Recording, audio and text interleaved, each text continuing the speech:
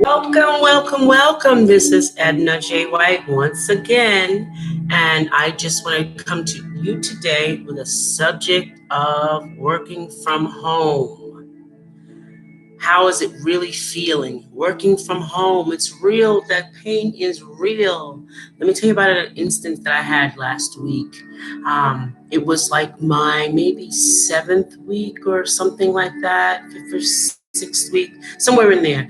And I thought working from home was totally great when I was driving to work very far. So I thought it was really great to work from home, not knowing that this pandemic was going to take effect.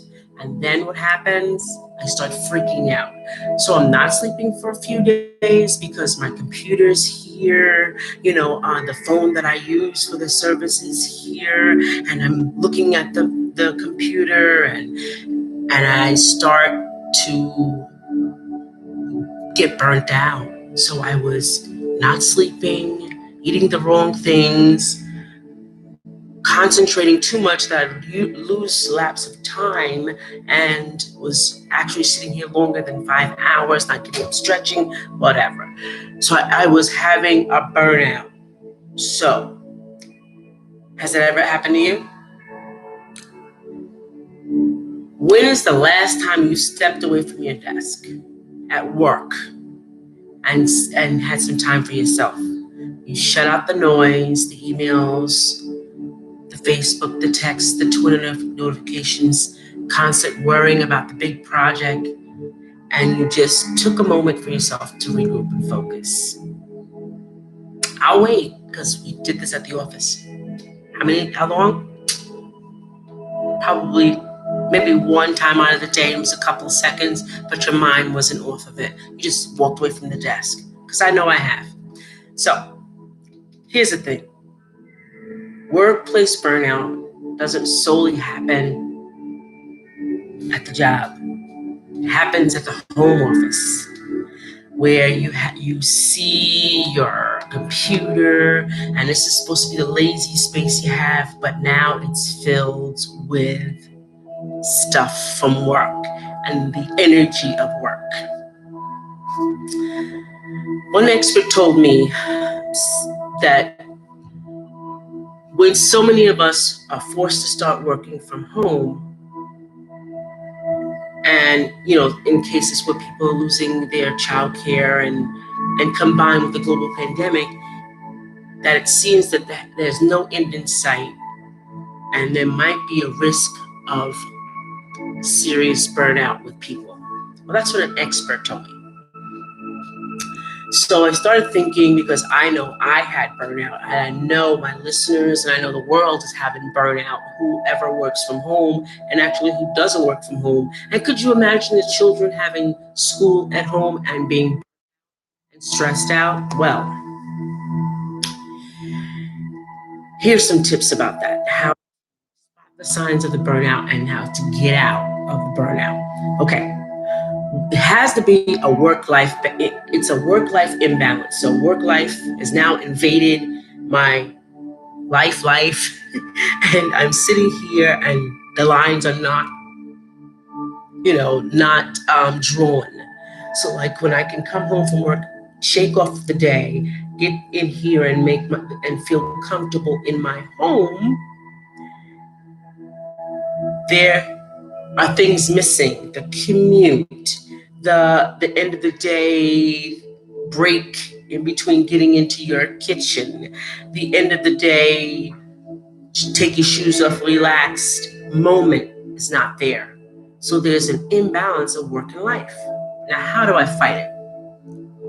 I started setting my hours, going back. I'm not going over a certain hour. If I even see an email flip through before I leave, whatever I don't do today, I can do tomorrow.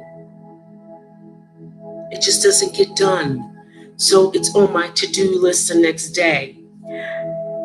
What the other things that I do is I dress up like I'm going to work, because too much of pajamas, too much of really good, comfortable clothes get you out of sorts and get you switched on to that personal time. You're too comfortable and all of that. So I even take a walk. I even take my walk. I break for lunch and break for a walk.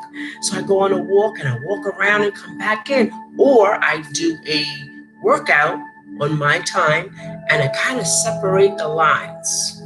I had to because I was doing the same schedule I would when I would drive to work. I would get up at 6:30, do my meditation, yoga, and exercise, and then eat my breakfast, and then out the door because I had like an hour drive almost.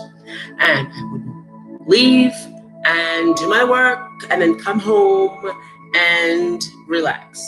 Get my little cocktail, sit in my favorite chair over there, and relax. Okay?